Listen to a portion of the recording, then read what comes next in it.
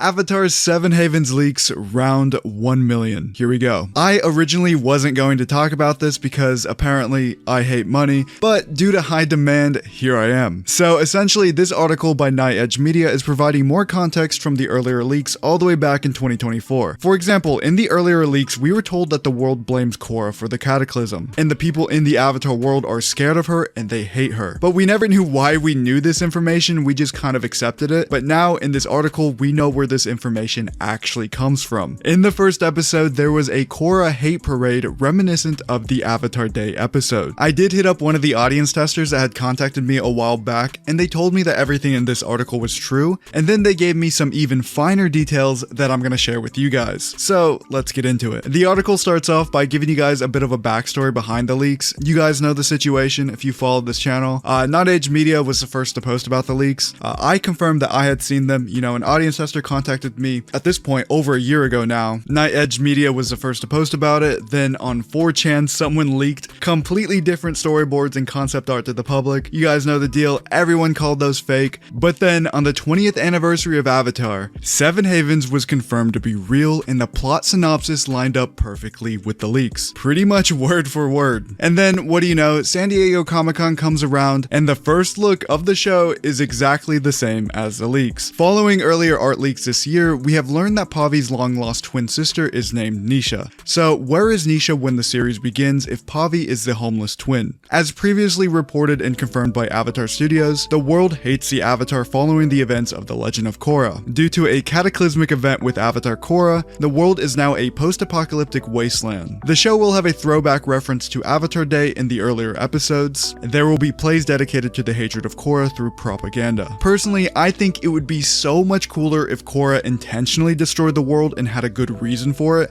I'm just so sick of misdirections. I need this to be upfront. I need Korra to see the humans do something and just be like, yep, these guys gotta go. As I mentioned earlier, I did ask my source about this Avatar Day parade, and he provided me with some finer details. Nothing super major, but it's still cool to hear. He told me what people were saying at these parades. There was one guy in specific complaining about Korra destroying the world and how they live in a dune-like wasteland and there's nothing but sand for miles and miles. So there are a couple of things we can gather from this. Once again, the people of the Avatar world truly believe Korra is at fault for this. But two, apparently the sand ends at some point. Maybe parts of the Four Nations survived, like maybe the Water Tribe is somehow still there, or at least ruins of it that aren't completely buried in sand like we originally thought. We have spoken to several sources regarding the early test screenings for episode 1 and 2 of the series, which revealed the following plot details. We have learned that essentially benders have become extinct in the universe. The few that can bend are taken away from a young age and are forced into servitude for the guards of Allura City to fight against the outside energy storms, while the children are looked at more like a firefighter brigade. They are still enlisted into the army against their will. So this is pretty dark, especially for a show that's probably airing on Nick Jr.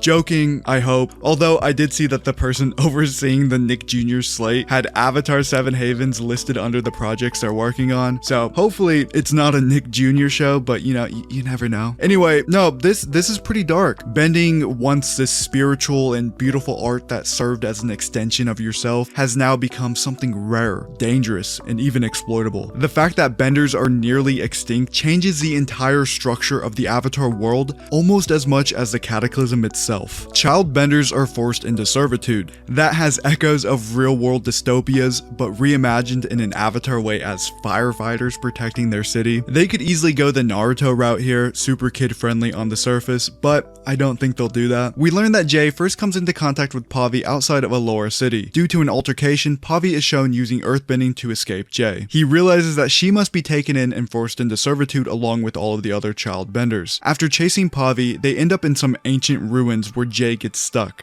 Pavi is forced to use all 4 elements to rescue Jae from the fallen ruins. That's when Jae realizes Pavi must be the long-lost Avatar. We've been told that it's been a long time since Korra's era, not just 9 years since Pavi's birth. The world also gives off Mad Max vibes as well as Planet of the Apes, due to the legend of Caesar being similar to the long-lost legend of the Avatar, with small remnants of the old world remaining. I actually did not know about this part. I thought Pavi was immediately after Korra, and maybe she still is. Hear me out. They say it's been a long time since the Korra era, not just 9 years. What if after the cataclysm, Korra went into hiding and lived out the rest of her life in solitude? We know that powerful benders can live a very long time. Bumi lived well over 100 years. Yang Chan also lived to be like 155. Kyoshi lived to 230, although there were reasons for that one. My theory is that Korra just lived a very long time away from the public eye. Everyone assumed she died in the cataclysm, but she survived and she just lived in solitude. I think that's very likely. If the cataclysm happened 10 years after the show when she was like 31, and she ended up surviving it and lived in hiding, and she lived as long as Yang Chan lived,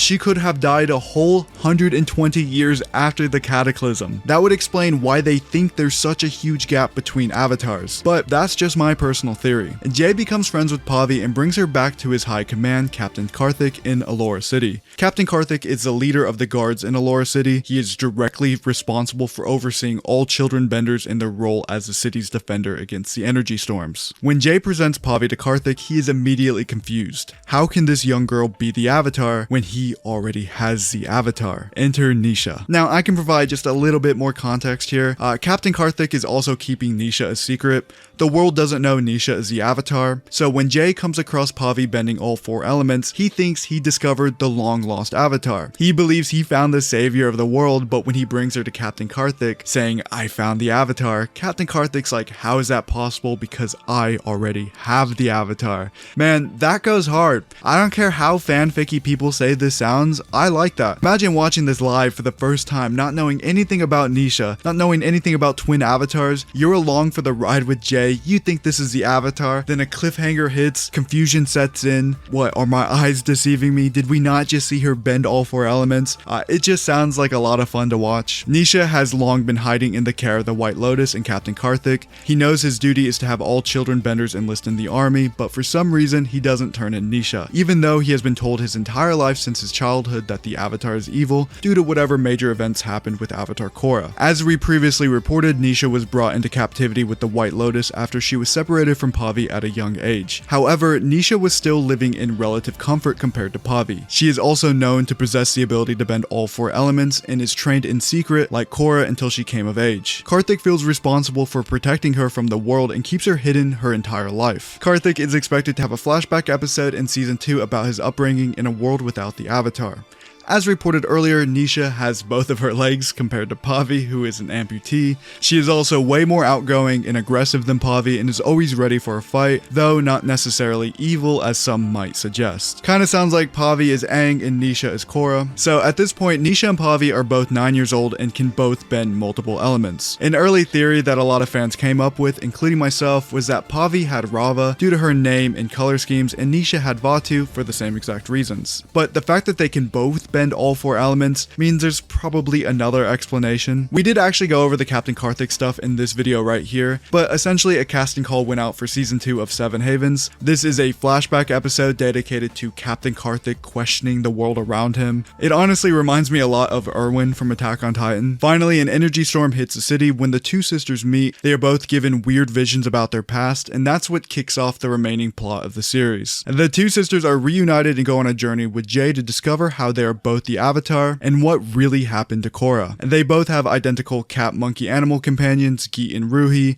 They are both voiced by the returning voice actor, D. Bradley Baker. Geet is gray with white highlights, Ruhi is black with gray highlights. Again, I can provide slightly more context here. At the end of the episode, a spirit attacks the city. I was told the spirit looks like a kite. Specifically, they look a lot like Rava and Vatu, except their coloring is white and gold, and the shape is slightly different. I was also told that the twins both entered the Avatar state during this fight by 2 different sources, both showing me proof that they watched the episode, and one even sending me a clip of the episode. Apparently, the spirit kidnaps the mayor or president of Allura, whatever his title is, and the audience tester thinks that the girls are going to go save him. But again, I've said it many times, and I will say it again, this was an audience tester. They are not looking to test hardcore fans of the show. Of course, luck of the draw, some of these people were familiar with Avatar, so they came to me. You know, they wanted to tell one of their favorite favorite Avatar YouTubers about the show they watch. You know, just luck of the draw. It happens. But that doesn't necessarily mean they're super fans or super deeply invested in the lore. There's always a chance they could have misunderstood something or missed some very small details. For example, Nisha and Pavi's eyes could have been glowing slightly different colors and they missed that. Or maybe Nisha was only using water and earth and Pavi was actually using all four. You know, because Avati reincarnation should only have water and then now earth. Basically, what I'm trying to say is that there is just a lot that could have happened, so take everything with a grain of salt until you see it yourself with your own eyes. Don't go mindlessly believing everything. Anyway, that's the video. I'm headed to New York Comic Con now. If you're from Paramount and you're watching this video, do me a favor and get me in that 20th anniversary panel. I would greatly appreciate it, but if not, I'll be in the standby line. Anyway, see you guys in, I don't know, a couple of days with some New York Comic Con videos. Have a great day, everyone.